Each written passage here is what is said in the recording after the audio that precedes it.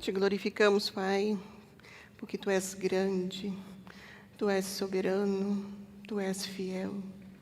Senhor, que nesta manhã, aquilo que Tu tens já falado ao meu coração, Senhor, que eu possa, Senhor, ter sabedoria e falar daquilo, Senhor, que Tu queres para o povo de Deus. Senhor, me dá graça, Senhor, porque em mim não há nada, Senhor, mas, Senhor, que o Espírito Santo possa aplicar ao coração a Tua palavra, para que possamos crescer, Senhor, em santidade. E para isso, Senhor, cada dia mais glorificarmos o Teu nome neste momento, Senhor, de tribulação. Fica conosco, Senhor, nesta manhã, em nome de Jesus. Amém.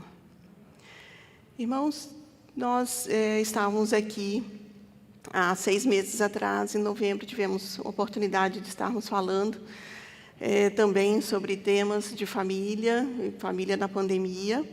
E naquele momento a gente estava pensando em que nós estávamos terminando a pandemia e que nós estaríamos em breve nos livrando dessa situação, desse sofrimento.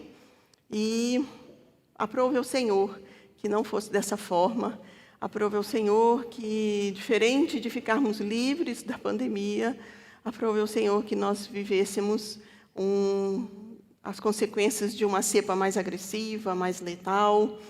E aí, então, nós passamos por essa nova onda e estamos aqui novamente, há 6 meses depois, com a perspectiva, no certo sentido, que houve diminuição das internações, diminuição do número de mortes.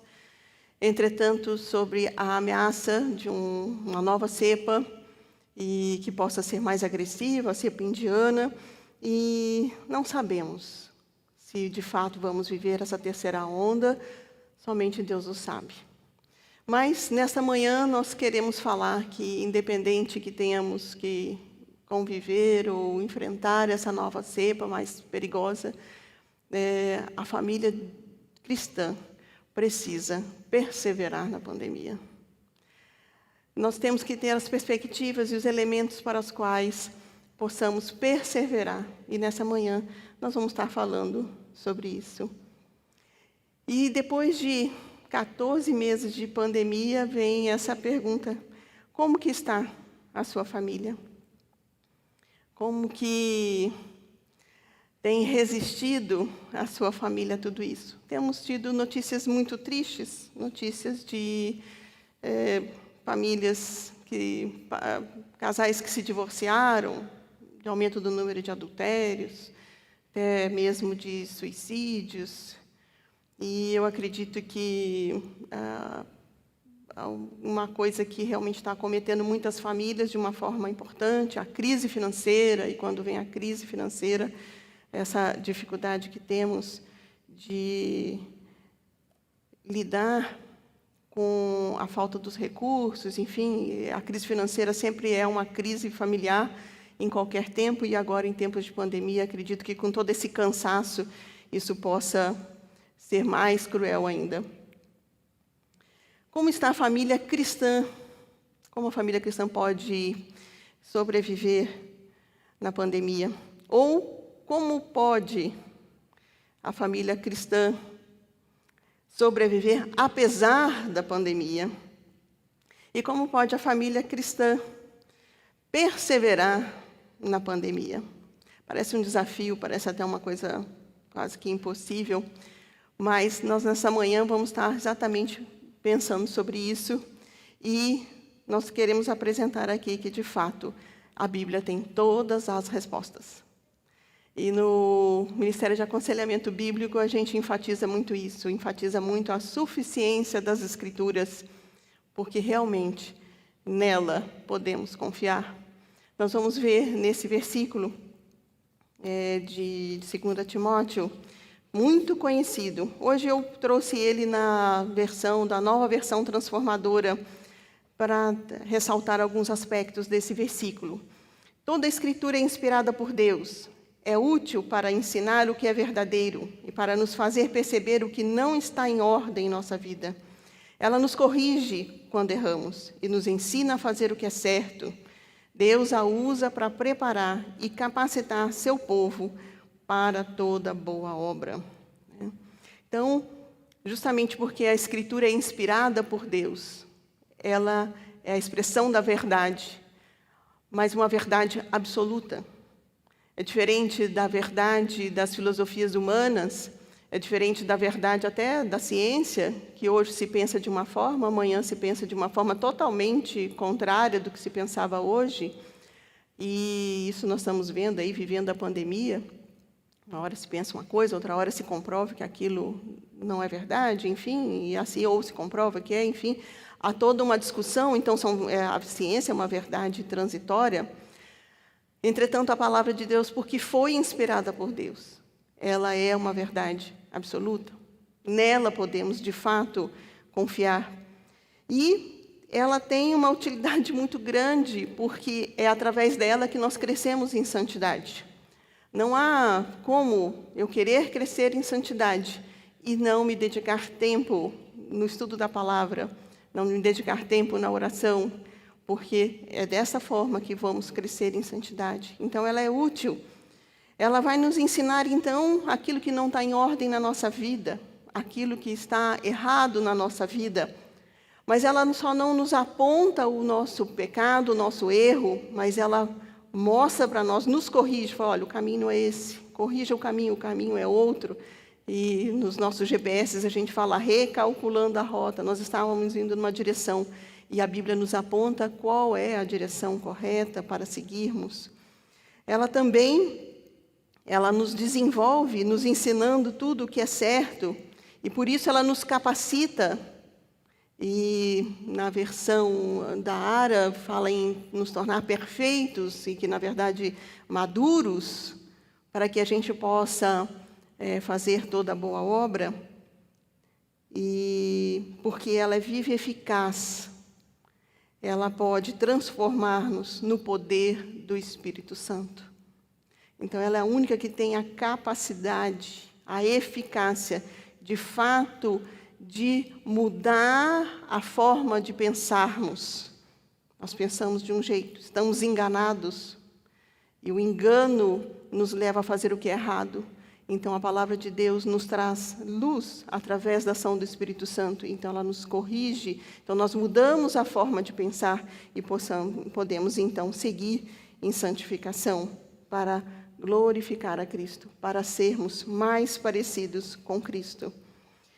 E muitas vezes a gente fica naquela expectativa, bom, agora vem a terceira onda, enfim, e ficamos às vezes nas expectativas das autoridades, dos governos, e até da ciência, enfim, mas são tantos interesses que envolvem esses elementos, interesses corruptos, interesses outros que não os que de fato possam ajudar pessoas. Mas, irmãos, eu que sou médica, eu que estou no meio disso tudo, bem no centro do furacão, no olho do furacão dessa pandemia, eu posso dizer para os irmãos que a solução não virá de nenhum desses, e sim a solução é Cristo.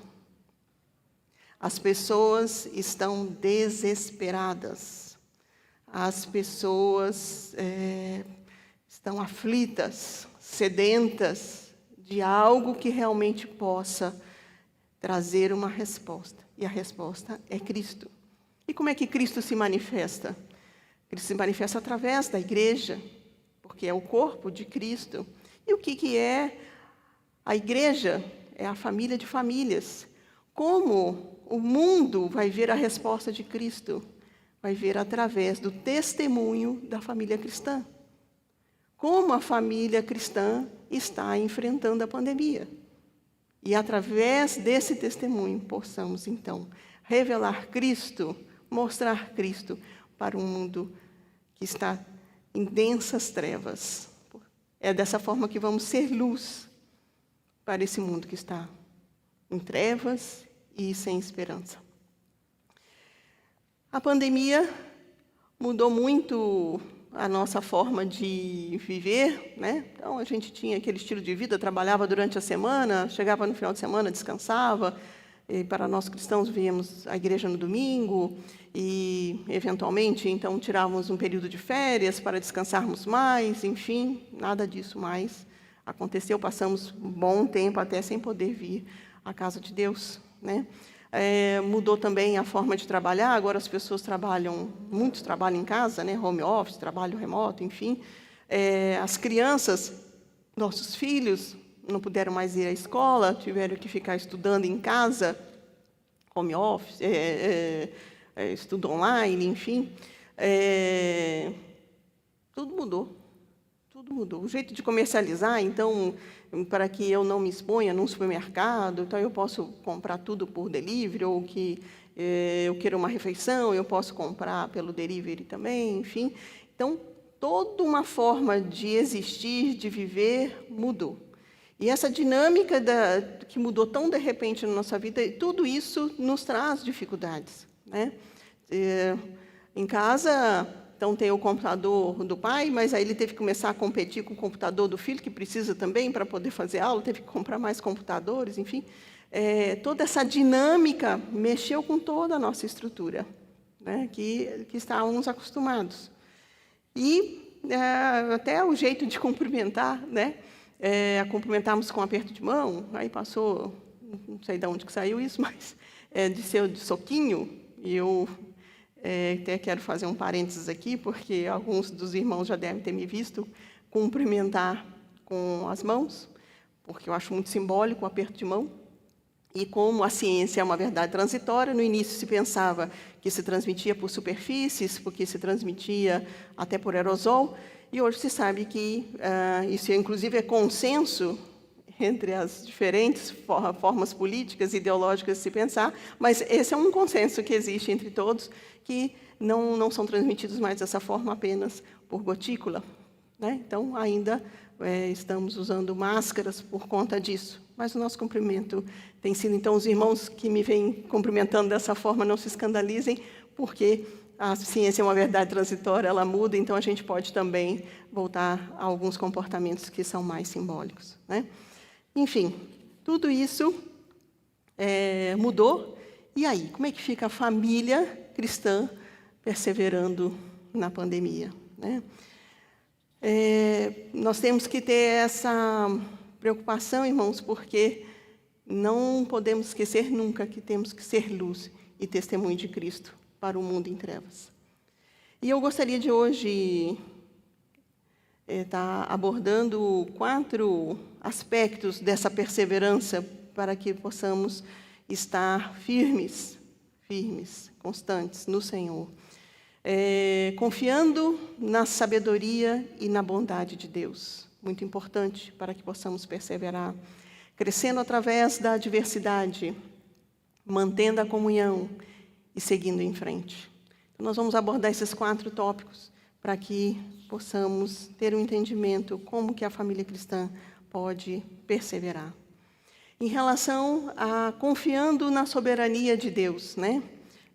O salmista Davi fala que tal conhecimento é maravilhoso demais para mim e sobremodo elevado não posso atingir. De fato, os teólogos, né, fazem muitas discussões sobre a questão do atributo de Deus, desse atributo em particular, mas também nós aqui, como salmista, reconhecemos os nossos limites, porém, nós não poderíamos deixar de falar desse atributo tão importante de Deus para a nossa aplicação hoje nesse estudo da perseverança da família. Porque esse atributo é um atributo que vai nos lembrar e alimentar a nossa fé, que em que pese tudo possa acontecer aparentemente ruim, nada foge ao controle de Deus. Deus não piscou, Deus não dormita, Deus não fugiu nada do seu controle. Nem as diretrizes governamentais, nem as ações que sejam de qualquer tipo de ideologia. Nada foge ao controle de Deus. E Jó, reconhecendo isso, né, disse, né, bem sei que tudo podes, e nenhum dos seus planos pode ser frustrado. Nada, nada. Então, essa confiança que o Senhor está sob o controle de tudo, essa fé que nos alimenta, ela é muito importante para que naquele momento em que a gente pensa em vacilar, o Senhor está no controle de todas as coisas. E Ele não faz as coisas, não permite as coisas sem propósito, né? Segundo o propósito daquele que faz todas as coisas, conforme o conselho da sua vontade. Mas a fim de quê? A fim de sermos para o louvor da sua glória. Nós, os que antemão esperamos em Cristo. Então, há uma preocupação que nós devemos ter. Como a minha família pode glorificar a Deus, mesmo em períodos de tribulação, mesmo na adversidade, mesmo na morte do parente mais querido? Como podemos glorificar a Deus? Porque todas as coisas Ele faz segundo a sua vontade, a fim de sermos para o louvor da sua glória. E Deus não tem um controle só das coisas gerais. Eu ressaltei esse próximo versículo para atentar que Deus cuida de cada um de nós. E é tão no detalhe, olha só. Não se vendem 5 pardais por 2 moedinhas? Contudo, nenhum deles é esquecido por Deus. Até os cabelos da cabeça de vocês estão todos contados. Não tenham medo, vocês valem mais do que muitos pardais. Então, Deus não está no controle só do geral. Deus está no controle das coisas da nossa vida em particular, até o ponto das coisas que eu não sei quantos cabelos, quantos fios de cabelos tem na minha cabeça. Deus sabe. Então, Deus tem o controle fino de tudo o que acontece na nossa vida em particular. Então, Deus não é só o Deus do geral. É Deus do específico, do individual. Ele trata conosco individual. Ele me chama Mairi, Ele me chama pelo nome. Então, Ele me conhece mais do que eu mesmo. Ele conhece o meu coração mais do que a mim mesmo. Porque o meu coração é corrupto, mas Ele pode sondar o meu coração. Ele sabe de todos os detalhes. Então, nós podemos confiar na soberania de Deus, porque Deus sabe todas as coisas do geral e do individual. Podemos também confiar na bondade de Deus. Ele não é só um Deus que pode todas as coisas, que controla todas as coisas, que sabe todas as coisas, mas Ele é um Deus bom. Muitas pessoas, em momentos de dificuldades, duvidam da bondade de Deus. Mas a palavra de Deus fala que Deus é bom. E nós devemos dar graças a Ele. Deem graças ao Senhor, porque Ele é bom. Seu amor dura para sempre. Às vezes nós vemos aí, nessas notícias, infelizmente, de separação, de divórcio, né? Parece que o amor acaba, né? Mas o amor de Deus não é assim. O amor de Deus dura para sempre. Deus nos amou ainda quando nós nem queríamos nada com Ele. Então, o amor de Deus não é relativo. Nós podemos confiar nesse amor e podemos confiar na sua bondade. Lamentações, né, de Jeremias, lamentando sobre a destruição, né, de Jerusalém. Graças ao grande amor do Senhor é que não somos consumidos, pois as suas misericórdias são inesgotáveis. Renovam-se a cada manhã, grande é a sua fidelidade.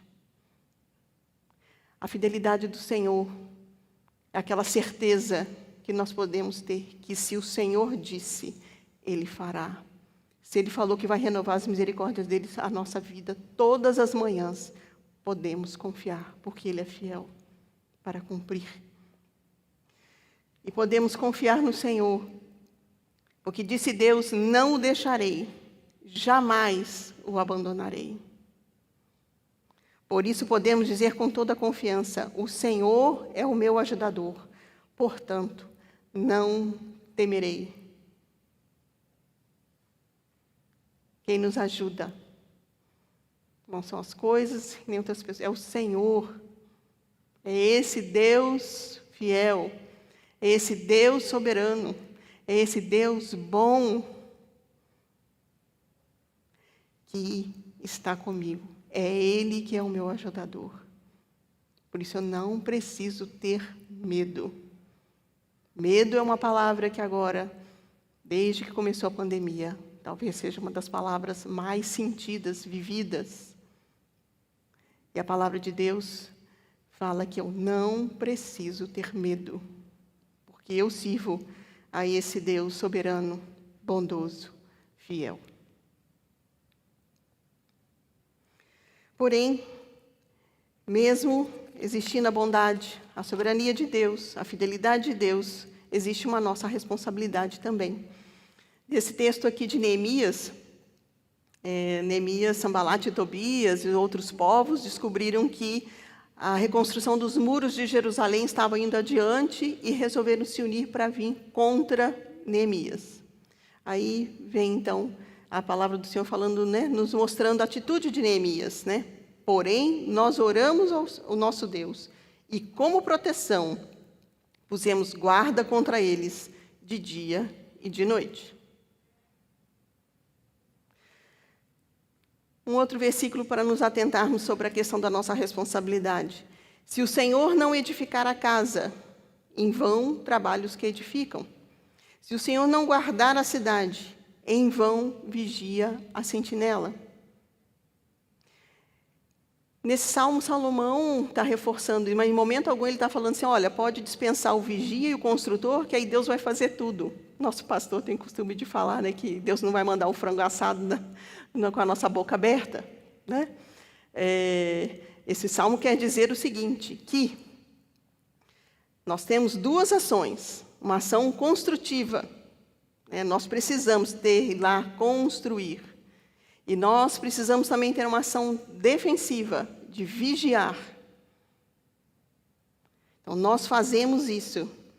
E cremos, só que não confiamos nas nossas forças. Nós confiamos que Deus fará prosperar aquilo que estamos fazendo.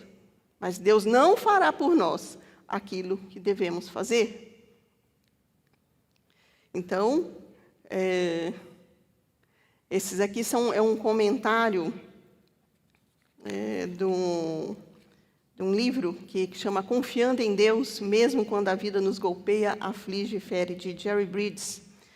Assim como a sabedoria de Deus não coloca de lado a nossa responsabilidade de orar, ela também não anula a nossa responsabilidade de agir com prudência. A oração é o reconhecimento da soberania de Deus e de nossa dependência dele agir em nosso favor. A prudência é o reconhecimento da nossa responsabilidade de usar todos os recursos legítimos. Livro excelente, irmãos. Vai falar sobre a soberania de Deus em muitos aspectos. Muito bom. A gente recomenda para vocês.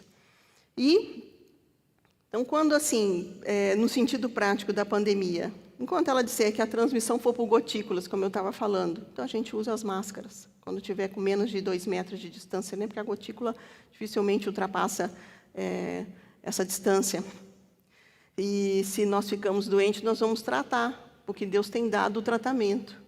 Então, todas as circunstâncias que Deus já tem dado, nós vamos fazer, porque essa é a nossa parte. Porém, nossa confiança não está nessas coisas. Nós vamos fazer porque essa é a nossa parte, mas a nossa confiança está no Deus soberano, que controla todas as coisas. Parece um detalhe bobo, mas é um detalhe super importante. Porque se eu confio que são nessas coisas, que são na minha força, eu vou ter medo. Porque eu sei que, embora eu faça tudo isso, eu estou exposta à possibilidade de contrair o vírus. Quantos estavam dentro de casa aí que não... eu sei de gente que até não morava em prédio e nem ia no supermercado, pedia o delivery, não aceitava nem do porteiro entregar em casa. Deixava o porteiro lá no elevador para ir lá pegar no elevador. Então, assim, se eu confio nessas coisas, realmente eu vou viver em pânico. Porque vai ter N relatos de gente que pegou. Então, assim, nós fazemos tudo o que temos que fazer, porque essa é a nossa parte. Mas a nossa confiança está no Deus soberano, no Deus bondoso, no Deus que é fiel. Então, nem Jesus, irmãos, no pináculo do templo, não se jogou. Ele respondeu para Satanás: não tentarás o Senhor teu Deus. Então, nós precisamos ter atenção a essa questão, que, embora Deus é soberano e bondoso, nós temos a nossa parte. Nós não podemos nos omitir da nossa parte também, né? E eu trouxe aqui uma frase, né, de Spurgeon, né? Quando você passa por uma provação, a soberania de Deus é o travesseiro sobre o qual você deita a cabeça. Irmãos, podemos confiar na soberania de Deus. E a soberania de Deus nos traz paz ao coração.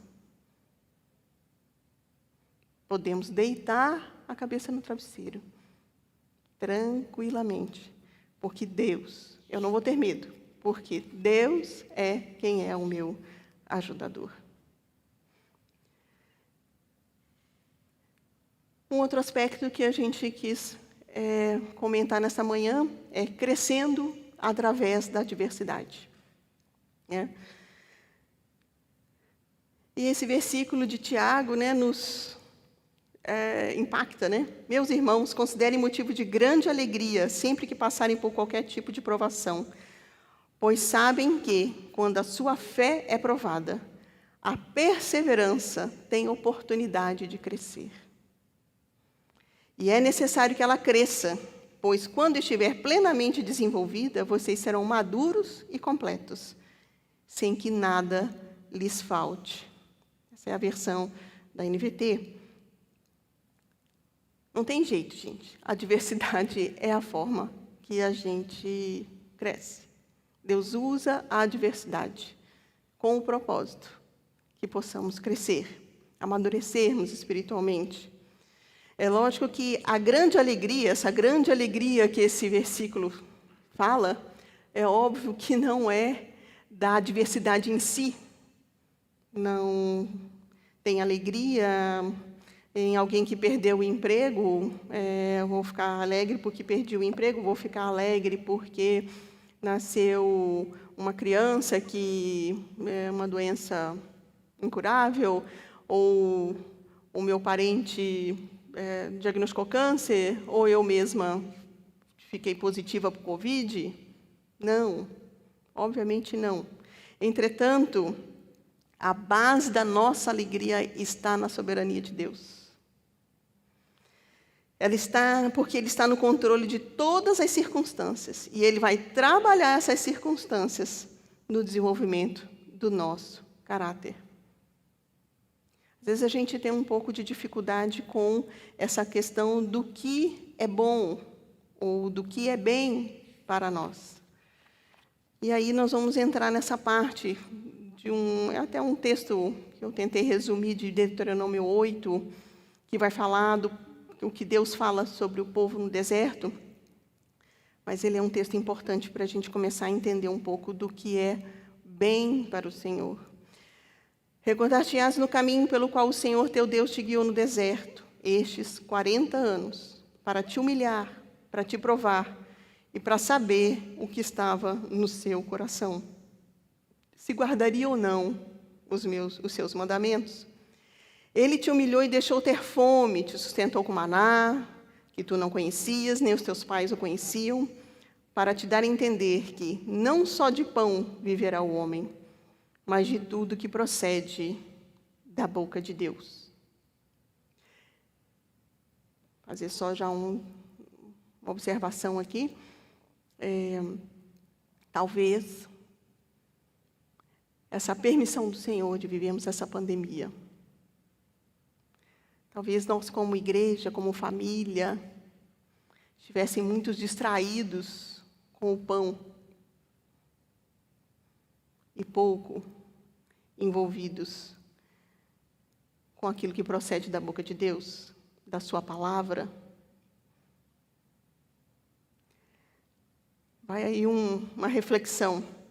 Se precisamos ainda viver a terceira onda, porque será que estamos ainda distraídos?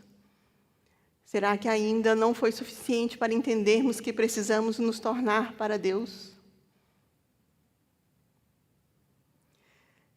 como não é sem propósito, então vamos lá. Guarda os mandamentos do Senhor, teu Deus, para andares nos teus caminhos e o temeres.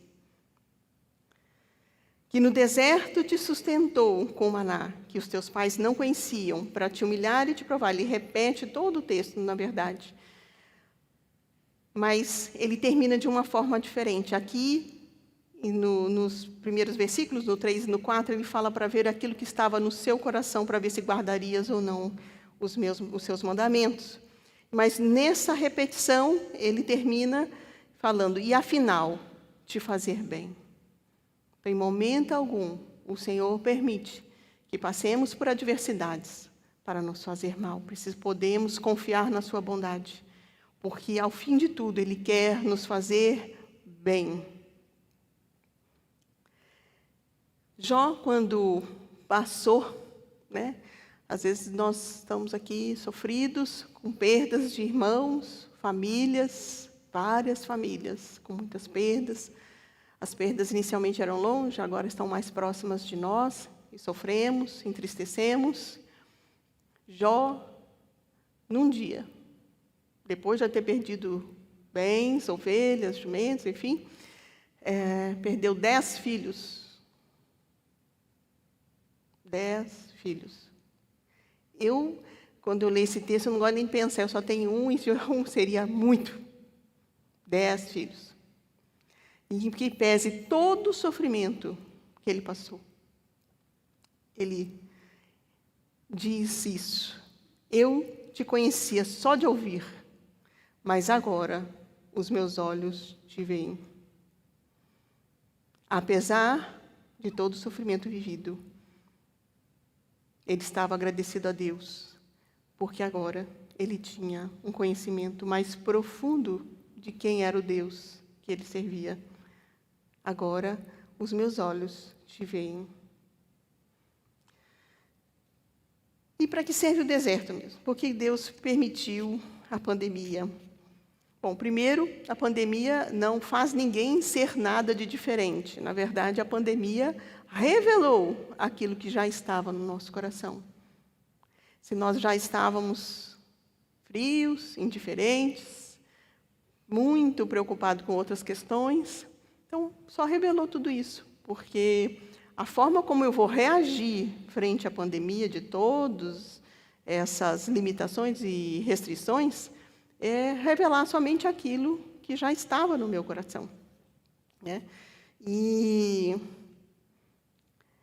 muitas vezes a gente, né, fala-se muito, né, da secularização, né, da igreja e, na verdade, a gente fica pensando assim, será que a igreja de Deus não estava aí flertando, né? A noiva de Cristo não estava aí flertando com as filosofias humanas, começando a achar que talvez essas ideias fossem maiores, mais relevantes, mais importantes do que a palavra de Deus, né? Enfim, mas vamos ver o que é bem no conceito de Deus. Sabemos que todas as coisas cooperam para o bem daqueles que amam a Deus. Versículo extremamente conhecido no nosso meio. A maioria de nós sabemos até de cor. Daqueles que são chamados segundo o seu propósito. Porquanto aos que de antemão conheceu, também os predestinou para que fossem conformes à imagem do seu Filho. Muitas vezes a gente para aqui, né? Sabemos que todas as coisas cooperam para o bem daqueles que amam a Deus. E a gente fica com essa ótica do bem dentro da perspectiva humana. Aquilo que é bom para mim, que é bom na minha ótica. Mas o que a palavra de Deus, na sequência do texto, está querendo dizer que é bem, é sermos conformes à imagem do seu Filho. Então, tudo que acontece na nossa vida, independente da ótica, que se eu acho que é bom ou ruim, no ponto de vista humano, todas as coisas acontecem para o meu bem, para que eu tenha uma oportunidade de ser mais parecido com Cristo. Então, quando ele está falando em bem, ele está falando nesse processo de santificação e que nós temos que desenvolver para que realmente possamos ser mais parecidos com Cristo, mais amadurecidos, mais prontos. Possamos realmente reagirmos para a glória do seu nome. E isso aqui é de uma palestra de Dorothy, eu falei para ela que eu estava pegando emprestada, mas eu gosto muito desse desenho, né? Está lá o menino olhando para o espelho, né? E quem que ele está vendo? Jesus, né? Assim é o nosso processo de santificação, né?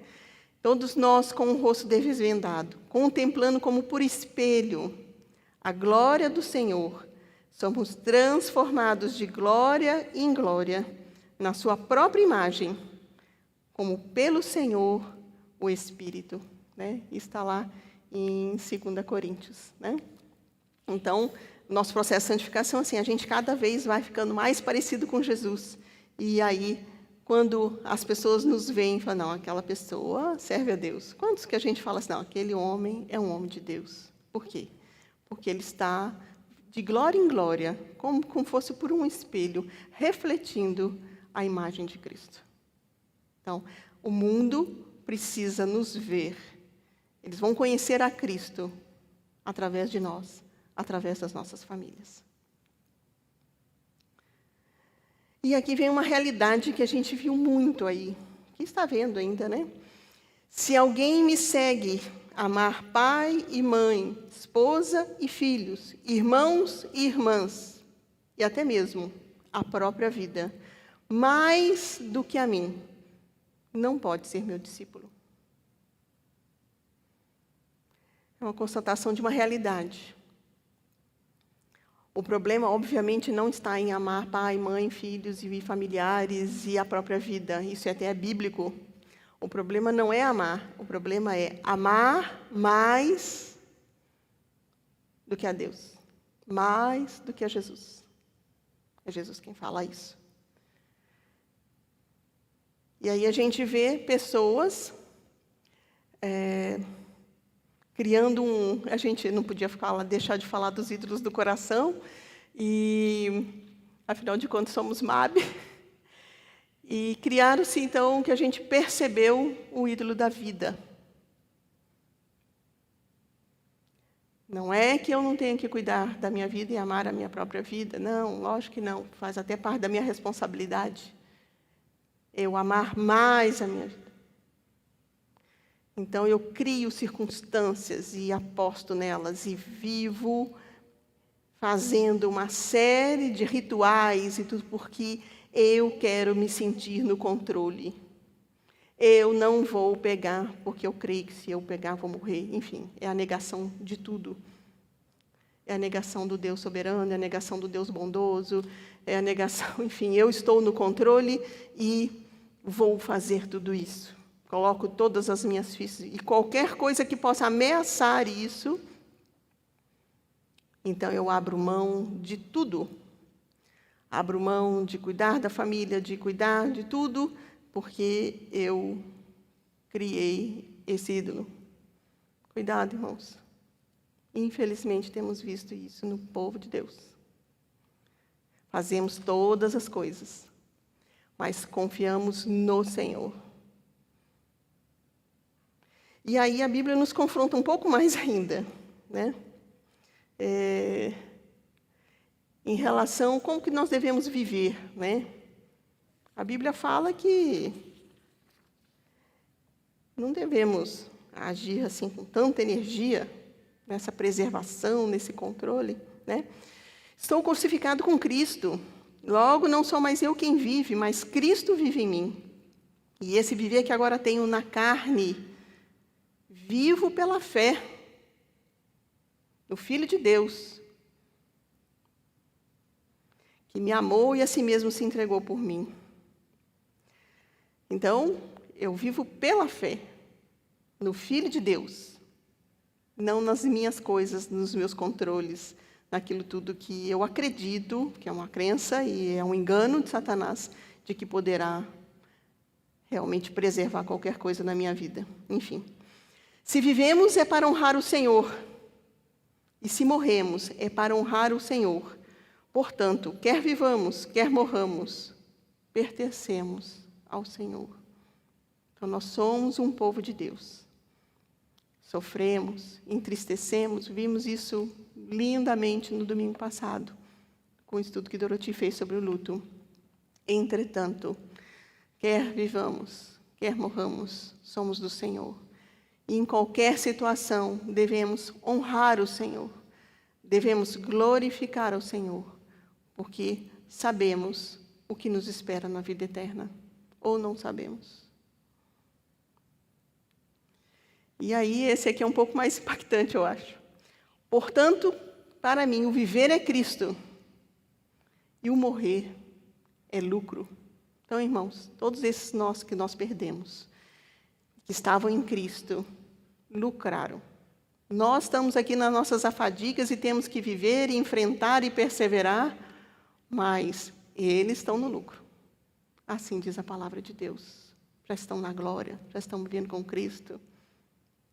E essa é a nossa esperança, é a nossa alegria, né? Então, nós devemos refletir que, se porventura acontecer, estava debaixo da soberania de Deus. E aí, quem vai?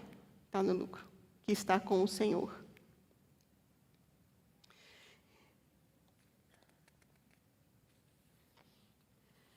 Agora, um outro tópico que eu gostaria de estar falando com os irmãos sobre a comunhão.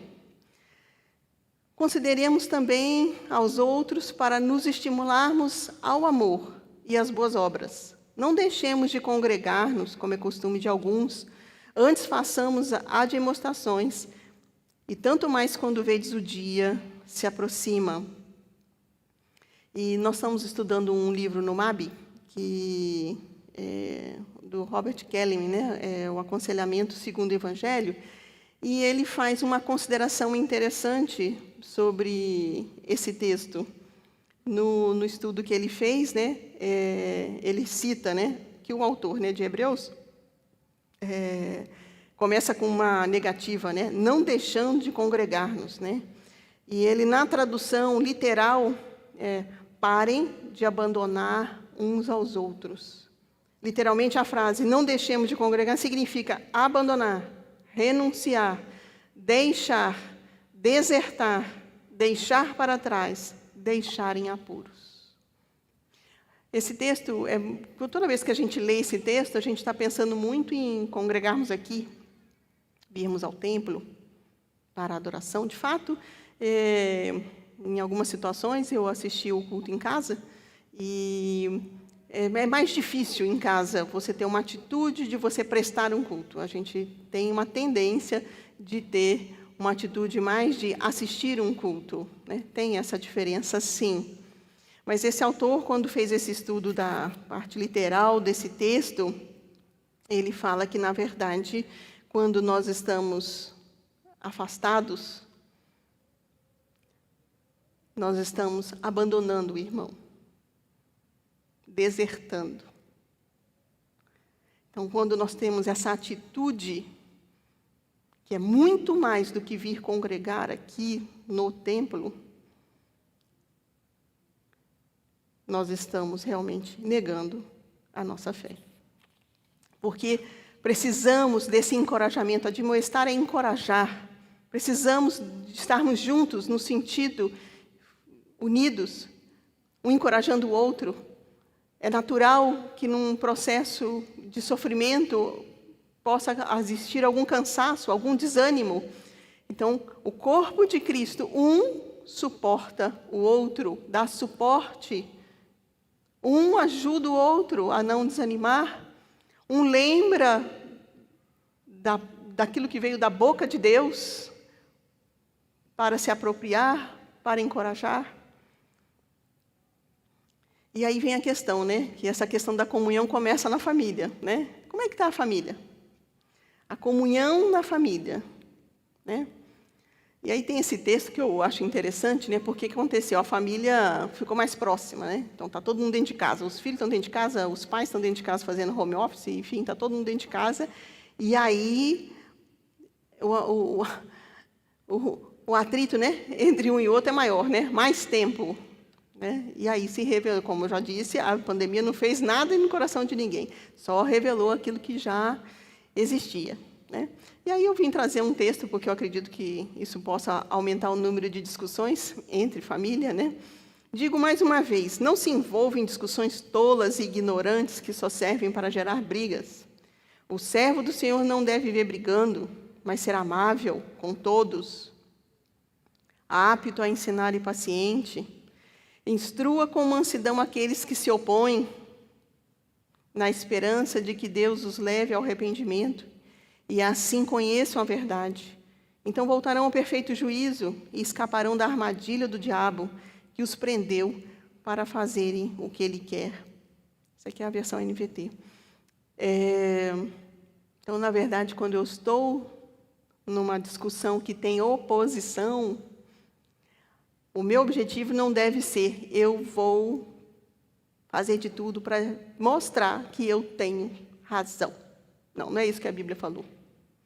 A Bíblia fala que a gente tem que ensinar com paciência, mansidão. Para quê? Para que eu tenha razão? Não. Para que Deus os leve ao arrependimento. É o Espírito Santo que age. A gente faz a instrução, mas é o Espírito Santo que age. Para que realmente possa, assim, conhecer a verdade e ser livres, né? A partir do momento que existe a iluminação do Espírito Santo, a pessoa, puxa, eu estava pensando isso, mas é totalmente o contrário, né? Então, nessas questões da casa da gente, a comunhão começa em casa, então a gente deve estar atento a isso. Quando existe a oposição, como que a gente deve lidar conforme o ensinamento bíblico, né? E a importância da gente cuidar dos nossos, sim, né? Mas se alguém não cuida dos seus, especialmente os da sua família, tem negado a fé. E é pior do que o incrédulo.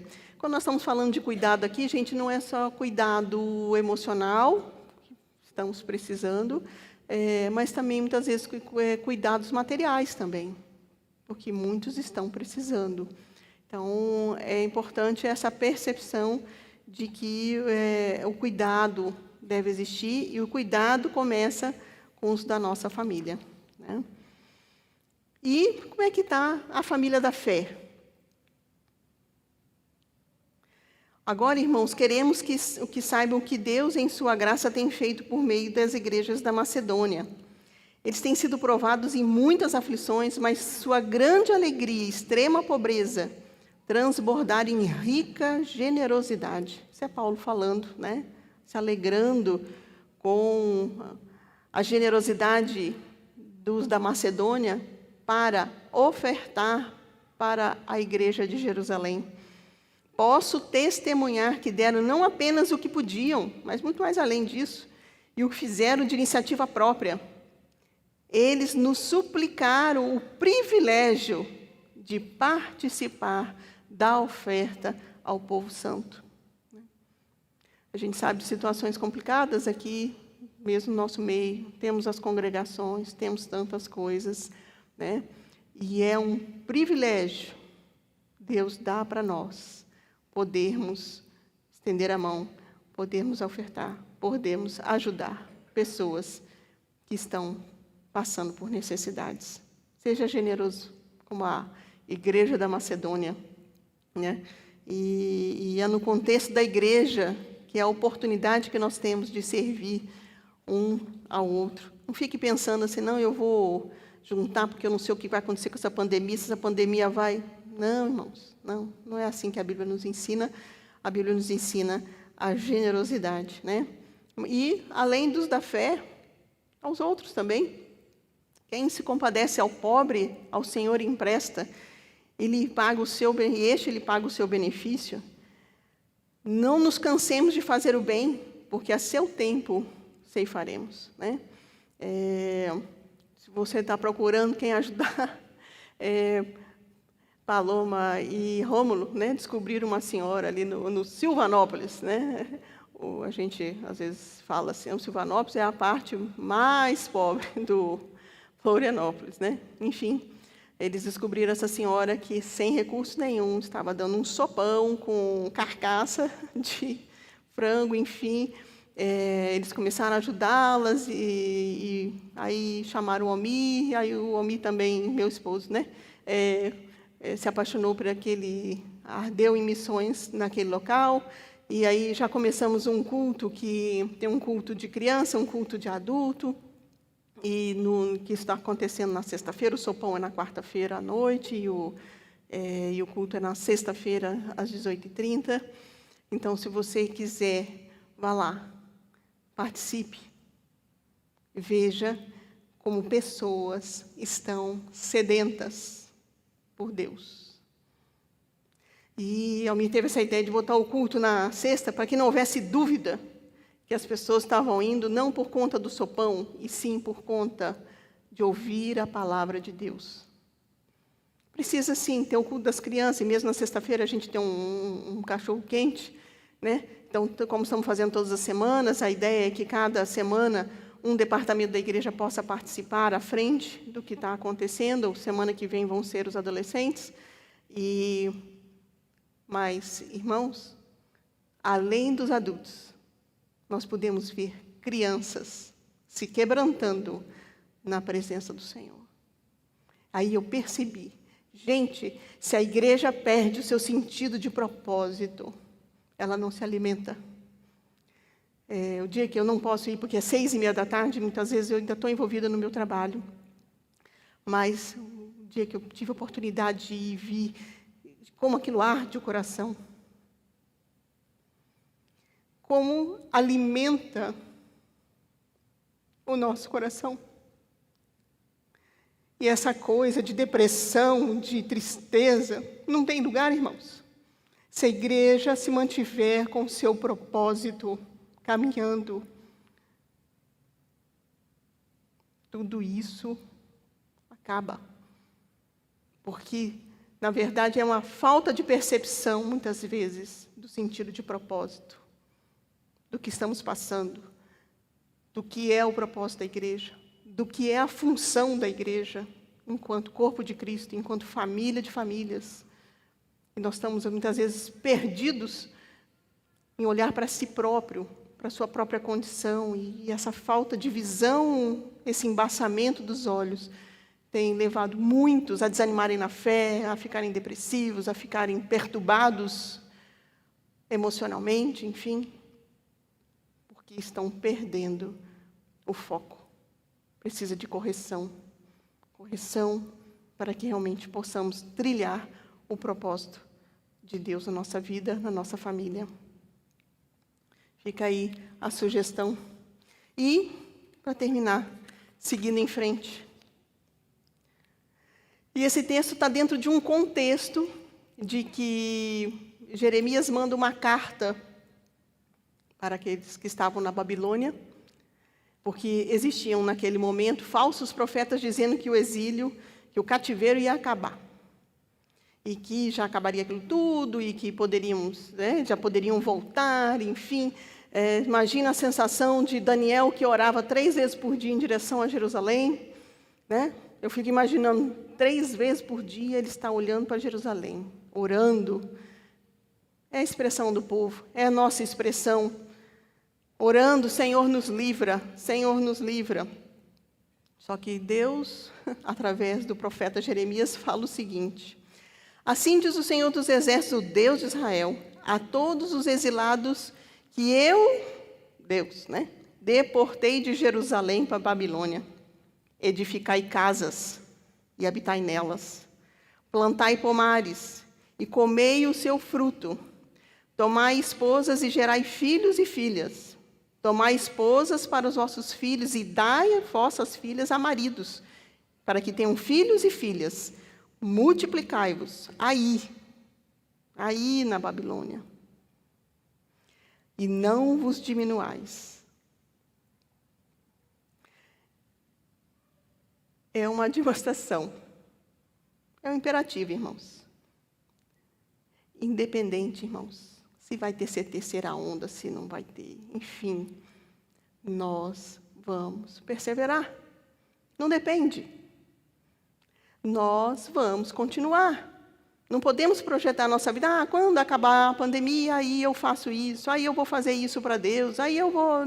Não, a palavra de Deus está falando, construa uma casa. Imagina que alguém quer construir casa em algum lugar que ele não quer morar. Nós não queremos a pandemia. Mas Deus está falando, enquanto tiver o cativeiro, enquanto tiver, construam. Siga em frente, casem, tenham filhos. Eu sou da área da obstetrícia, aí, né, todo mundo querendo postergar, obviamente, por conta disso, mas assim, não no sentido prático, mas no sentido filosófico do imperativo de Deus. Sigam vossas vidas. Porque quem comanda a nossa vida não é a pandemia, não é o coronavírus. Quem é o soberano sobre a nossa vida é Deus. Precisamos nos apropriar dessa palavra.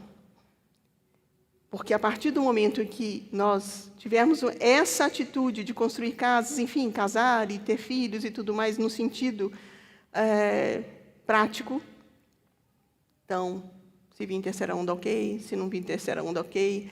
A nossa vida, enquanto família cristã, enquanto igreja de Cristo, continuará. Seja de um jeito ou de outro, conforme as autoridades deixarem ou não, mas nós não nos apartaremos daquilo que é o propósito do Senhor para nós. Podemos seguir em frente, porque confiamos, servimos ao único Deus soberano, ao único que é Deus de verdade. Soberano e bondoso, mantendo atitudes construtivas e defensivas da responsabilidade humana, com alegria, compreendendo que Deus usa a adversidade para o nosso bem, para que sejamos mais parecidos com Jesus. Em comunhão com os irmãos. Se você não pode vir à igreja porque tem alguma limitação, isso não impede você de ligar, de falar, tem telechamada, tem tudo hoje, porque... Então, não impede. Não é a questão só da presença física. Às vezes é necessária. Entretanto, existem muitas outras coisas. Não há desculpa, com a tecnologia que existe hoje, para a gente se omitir aquilo que Deus tem nos chamado. E nós vamos ter a visão que nós somos coparticipantes do sofrimento do corpo de Cristo. Nós não podemos abandonar o nosso irmão em sofrimento e em dificuldade, porque isso não é corpo de Cristo.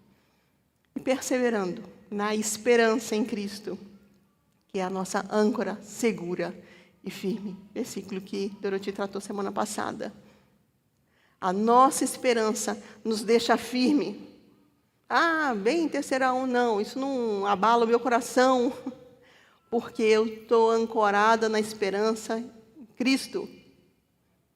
Ele é a âncora, e nele eu estou segura. Firme, não preciso ficar balançando. A âncora me segura. Eu não estou depositando as confianças em mim, no que eu posso fazer, na ciência, não. Toda a esperança está em Cristo. E assim, se apropriando dessa verdade, podemos perseverar. E a nossa família perseverar. E a nossa família ser luz para aqueles que estão tão necessitados do Senhor, tão necessitados de esperança, porque nós temos essa esperança e vamos testemunhar a respeito dela. Amém, irmãos?